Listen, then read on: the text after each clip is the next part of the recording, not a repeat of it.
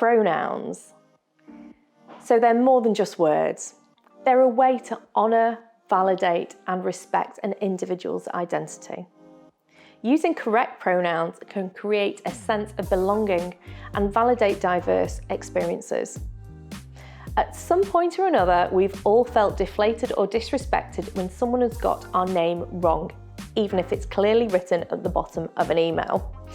And this is only a fraction of what a trans person will feel.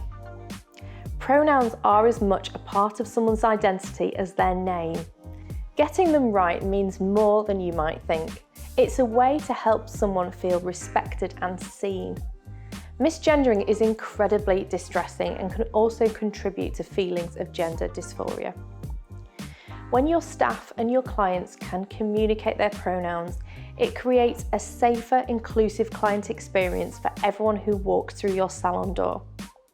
Using pronouns daily and displaying them as badges the team can wear and online on emails, Zoom names and social media shows allyship and solidarity with those who need to share them.